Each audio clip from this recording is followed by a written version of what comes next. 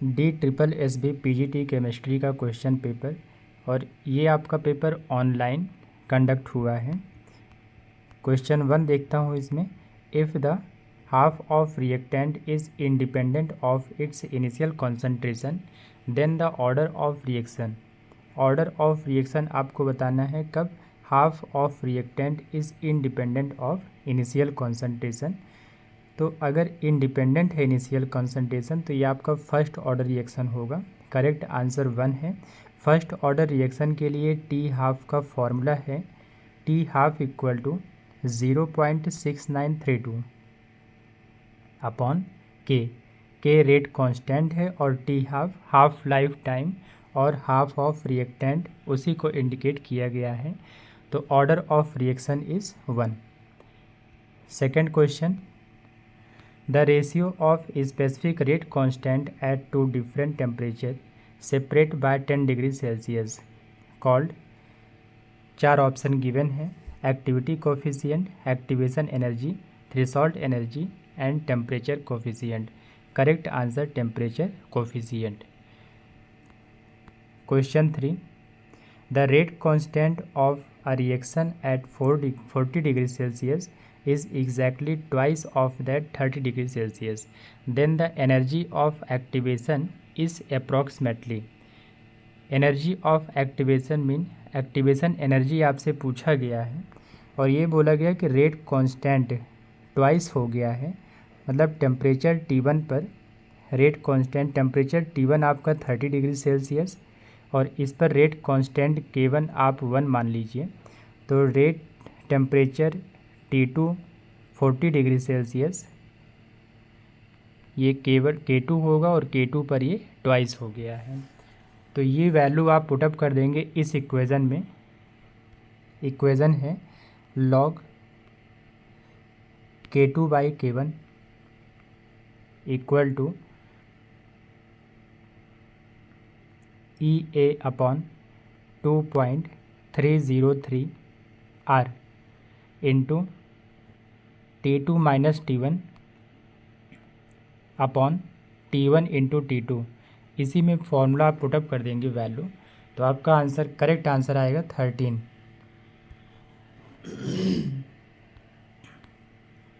Question number 4, according to Lindemann Hinshelwood mechanism of unimolecular reaction the observed order at low concentration follows. Low concentration पर जो observe है ये आपका second order kinetics होगा।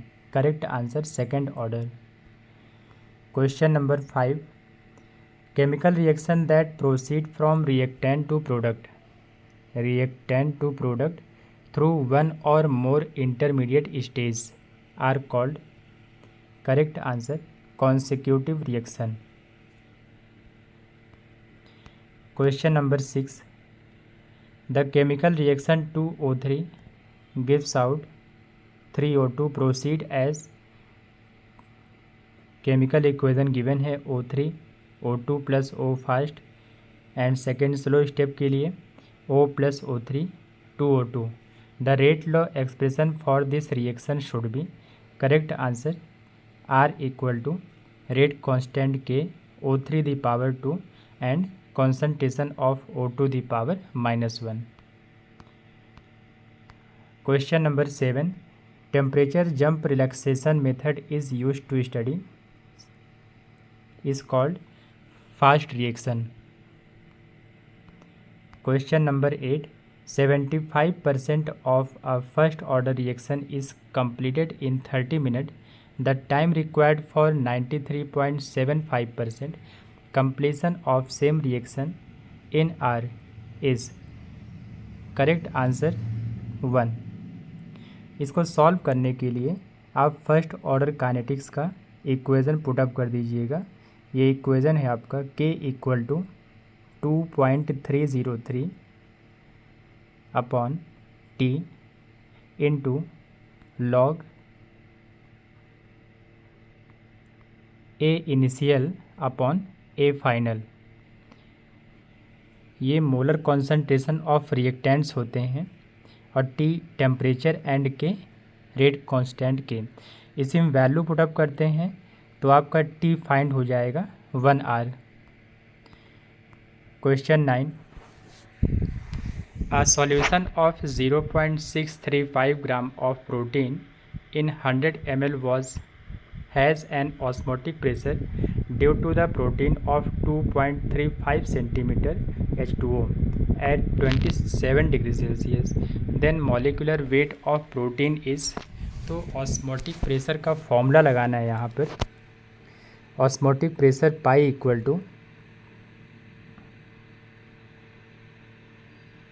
ICRT, और यहाँ पर कॉन्सेंट्रेशन का टर्म नहीं है बल्कि आपका मास और मोलर मास गिवन टर्म है। तो pi equal to I into concentration को number of moles upon volume of solution into RT, और नंबर ऑफ मोल को मास बाई मोलर मास करते हैं। तो आप चाहें तो इसका नेक्स्ट फॉर्मूला है pi m equal to I into mass by volume into RT। इस पर आप पुटअप कर देंगे तो मोलर मास आप डिटरमाइन कर लेंगे। Correct answer 69,000। Question 10, 18.2 gram of urea is dissolve in 100 gram of water at 50 degree Celsius. The lowering of vapour pressure produce 5 mm of Hg। The molecular weight of urea is, correct answer 57.05। Given data क्या है आपका? Mass given है, मास of solute 100 gram is mass of solvent, 50 degree Celsius is temperature, और ये lowering of vapour pressure given 5 millimetre of mercury. Molecular weight आपसे पूछा गया है, तो correct answer 57.05। Question number 11, for solute showing association the value of went of factor is less than 1। Association के लिए went of factor I is less than 1, और अगर dissociation होता है तो नंबर ऑफ मोल इंक्रीज़ करते हैं, तो वहाँ पर went of factor I is greater than 1 होगा। तो इस क्वेश्चन का करेक्ट आंसर एसोसिएशन के लिए less than 1। Question number 12, which of the following is independent of temperature. 4 option given हैं, इसमें से कौन सा टेम्परेचर इंडिपेंडेंट है? Correct answer molality.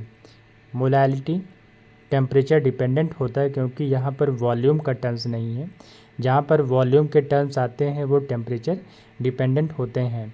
जैसे मोलैलिटी का फॉर्मूला है number of moles of solute upon volume of solution. Normality में भी वॉल्यूम का टर्म आएगा number of gram equivalent upon volume of solution in litre. Formality में भी आपका वॉल्यूम का टर्म आता है number of gram upon volume of solution in litre. तो आपका करेक्ट आंसर मोलैलिटी होगा क्योंकि यहाँ पर वॉल्यूम का टर्म नहीं है। Question 13, 0.220 gram of substance dissolve in 22 gram of benzene lowered the freezing point of benzene by 0.283। Then molecular weight of substance, यहाँ पर Kf की वैल्यू गिवन है। ये फ्रीजिंग पॉइंट कांस्टेंट है, depression of freezing point constant. तो आपको यहाँ पर जो फॉर्मूला लगाना है delta TF equal to I into KF into molality small m। Molality का फॉर्मूला भी पुटअप कर सकते हैं according to question mass of solute and molar mass of solute given है। तो आप चाहें तो मोलैलिटी का डायरेक्ट फॉर्मूला आप लगा दीजिएगा।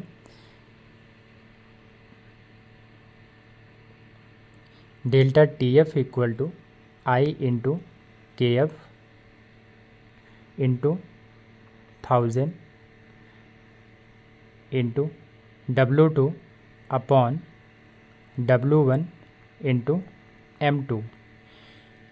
इस फॉर्मूले में आप पुटअप करेंगे वैल्यू को तो आपका आंसर मॉलिक्यूलर वेट फाइंड कर सकते हैं। Molecular weight mean M2, W1 is mass of solvent, delta TF is depression of freezing point, KF is depression of freezing point constant, and W2 is mass of solute.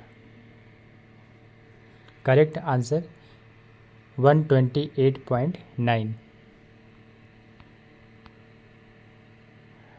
Question 114. For an ideal solution, which of the following is true? Correct answer delta V mixing is equal to zero. Ideal solution के लिए delta V mixing zero होता है और delta V mixing is not equal to होगा तो वो non ideal solution है। ये ऊपर वाला delta H mixing is not equal to zero non ideal solution का डेटा है। Question number 15. The vapour pressure of 0.1 molar KNO3 at 100 degrees Celsius is 730 torr. The activity of water in the solution is temperature is. Correct answer 0.96. Question number 116. 100 ml each of 1 molar AgNO3 and 1 molar NaCl are mixed. The nitrate ion concentration resulting solution is. Correct answer 0.5 molar. Question number 117. For a two component system, the reduced phase rule equation is.